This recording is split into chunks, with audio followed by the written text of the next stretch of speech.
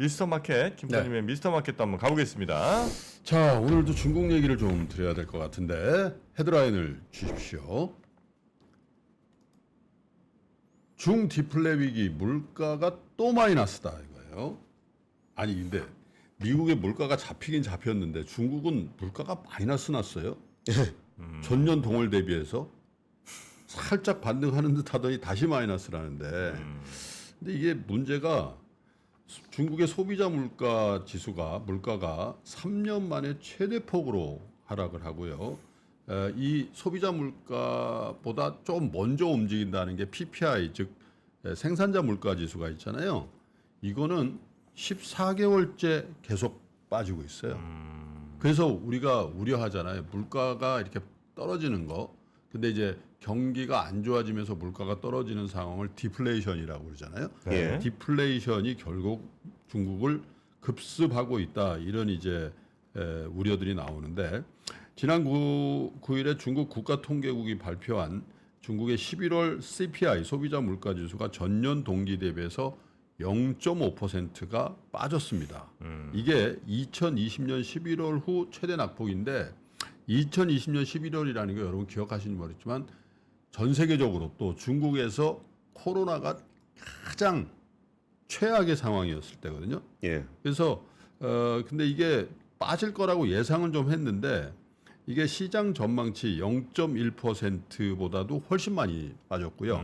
그 다음에 전월에 0.2%를 크게 밑돈 수치라서 이거 좀 심각하다라는 그런 얘기들이 나오는데 이게 결국 중국의 어떻게 보면 장기 경기 침체 우려를 반영하는 거 아니냐 이렇게 얘기를 하고 있는 거죠. 그런데 이 CPI 하락이 가장 크게 영향을 준 거는 식품 물가가 전년 대비해서 4.2%가 떨어졌어요. 식품이요? 식품이. 그런데 여기에 중국 사람들이 가장 좋아한다는 돼지고기 가격이 무려 이거 왜 그런지 모르겠어요. 돼지고기가 급증을 했나? 31.8%. 오. 돼지 가격이. 네. 중국 사람들이 갑자기 오향장육을 안 먹기 시작했는지 소고기 먹나? 글쎄 모르겠어요. 어쨌든 이거는 굉장히 좀 이례적인 거긴 하죠. 물론 이제 돼지고기에 대한 수요나 공급이라는 건 좀 조정되기 마련이기 때문에 이 부분에 대한 보정은 있을 가능성이 많습니다만 전반적으로 보면 중국 그 사람들이 지갑을 굉장히 인색하게 널고 있고 닫고 있다 이렇게 보여져요. 물론 이제 3년 전에 소비자 물가 지수가 0.5% 떨어질 때도 돼지고기 가격이 하락의 주요 변수가 됐던 거는 우리가 감안해서 봐야 되는데 이것뿐만 아니라 부동산 침체라든지 지방 정부 부채 급증 뭐 이런 것들이 중국 사람들의 내수를 움츠러들게 하고 있다 이런 겁니다. 제조업 분야에서 디플레이션 부담이 장기화되고 있는데 우리가 아까 PPI 말씀드렸잖아요. 예상치가 마이너스 2.8%였어요. 그런데 마이너스 3% 기록했습니다. 10월에 2.6% 마이너스에서 14개월 연속 하락세인데 이게 예를 들면 작년에 굉장히 물가가 올랐을 때 네. 이른바 기저효과로 이렇게 빠지는 거는 우리가 감안할 수 있는데 14개월 연속 하락이기 때문에 작년에도 빠진데 이번에 더 마이너스 3%더 빠지는 거란 말이에요. 이거는 모르겠어요. 이게 전반적으로 공급 사이드에 뭐 이렇게 부조와 이런 것 때문에 물가가 오른 그 후폭풍일 수도 있긴 있는데 이게 추세가 되면은 아마 굉장한 문제에 시달릴 가능성이 있어요. 왜냐하면 물가가 안 오르면 여러분 소비를 지연하게 돼 있습니다.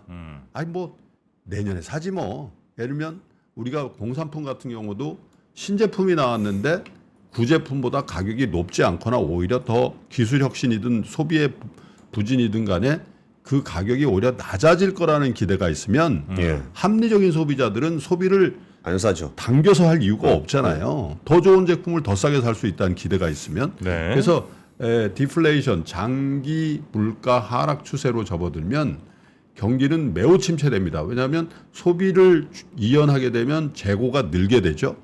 재고가 늘면 그 공장에 사람을 줄여야 됩니다. 사람을 줄이게 되면 다시 소비 여력이 없어지죠. 그러면 다시 생산이 줄어들고 다시 고용이 안 좋아지는 이런 장기 그게 사실 일본의 잃어버린 20년, 잃어버린 30년에 일어났던 일들이에요. 일본의 물가가 안 오르다 보니까 그렇게 소비를 진작시키려는 굉장히 많은 정책들이 나왔음에도 불구하고 꿈쩍 안 했잖아요. 그래서 사망한 아베가 그렇게 자극시키려고 했던 게 사실은 일본의 물가였거든요. 근데 물가 좀 올라줘야 소비가 된다라는 거죠. 그래서 이렇게 경제지표가 안 좋게 나오니까 중국 정부가 이달 중하순에 예정이 되어 있는 공산당 중앙경제공작회에서 추가 부양책을 내놓을지가 이제 관심거리인데 이게 문제라는 거예요. 중국 정부가 추가 부양책을 내면 조금 올랐다가 안 내면 다시 하락하는 이런 문제인데 과연 이런 중국의 어떤 장기 경제에 대한 침체 현상의 징후들을 우리가 일시적인 것으로 봐야 되는지 아니면 야 이제 중국은 이제 저성장 국가로 가는 거다 이렇게 봐야 될지도 굉장히 고민거리인데 요즘 들어서 점점 후자의 무게가 많이 실리는 것 같아요. 가장 중요한 게 이제 고령화인데 고령화에다가 인구가 실제로 줄잖아요. 중국 인구가 2022년도 말에 인구가 1년 전에 비해서 85만 명이 줄었어요.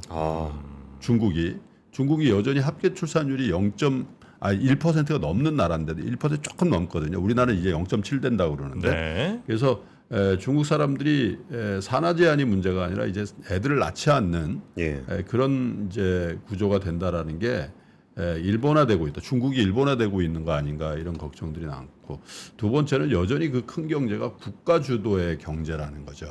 좀 전에 말씀드렸지만 경기가 안 좋으면 부양책.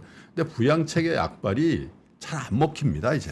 왜냐하면 이제 예전에는 이게 활발하게 대외적인 개방감을 가지고 이렇게 성장의 어떤 채널이 굉장히 많았는데 점점 중국이 갈라포고스화되고 있거든요. 왜냐하면 온라인 비즈니스 다 중국 내부 거고 그러니까 중국 전기차 물론 유럽에 수출한다 그러지만 중국 내수고요. 그래서 중국 내수만을 위한 정책의 부양에 대한 정책이 나왔을 때 그 전체 경제에 미치는 반응도가 전보다 훨씬 낮을 수 있다는 거죠.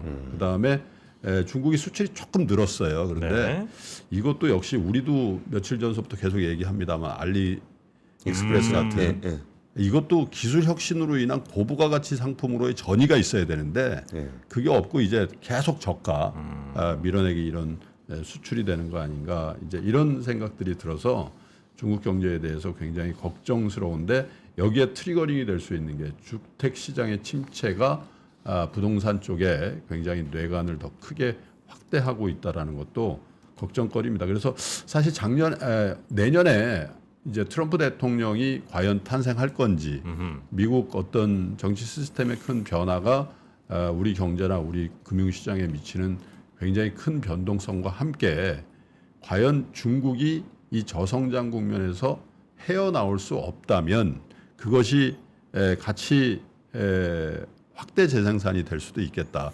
중국이 강건할 때 트럼프가 치잖아요. 그럼 버텨줘요. 중국 트럼프 일기 때 그랬잖아요. 그런데 중국이 저 시들시들할 때 그렇다고 트럼프가 안 봐줄 거란 말이에요. 더 치면 이게 어떻게 될 건지에 대해서도 우리도 고민해봐야 되는 거 아닌가. 우리도 걱정입니다만은 중국을 또 걱정해야 될 그런 상황으로 가고 있다 이렇게 생각이 되네요. 네. 근데 여기 중국에서 오늘 뉴스 나온 거 보니까 그 민영 부동산 기업에다가 5조 원 넘게 대출을 풀면서 부양책 쓰고 있다 그러는데 거의 약발이 안 먹히는 5조 원 가지고 뭐. 네. 조금 늦은 것 같습니다. 네. 자, 뭐 중국 어떻게 될까 봐 걱정하는 게 아니고 중국 그렇게 되면 이제 또 우리 걱정이 이어지니까 하는 그런 걱정이지요. 또 그렇게 받으시는 분이 왜 또 쓸데없이 중국 걱정하고 앉았냐고. 우리가 걱정이라서 그렇습니다. 자, 그러면 미스터 마켓까지 이렇게 정리하고요. 권순우 팀장님은 내일 아침에 또 뵙겠습니다. 고맙습니다. 감사합니다. 감사합니다. 외환위기 오는 거 아니에요? 금융위기 오는 거 아니에요? 이런 질문들을 좀 굉장히 많이 받았었습니다. 탐욕이 되게 강했을 때 위험자산으로서의 극단적인 쏠림이 나타나고 공포감이 극에 달했을 때 안전자산으로서의 극단적인 쏠림이 나타나거든요. 과거의 일이 미래에 똑같이 일어난다 이건 아니지만 그때 당시에 위기 상황에서는 어떤 공통점들이 있었는지를 보면서 우리가 대비를 하는 방법도 고민해 볼 수 있고요. 과거를 제대로 이해하는 순간 위기의 실체가 드러납니다. 오건영의 현실 경제 이야기를 서점에서 만나보세요.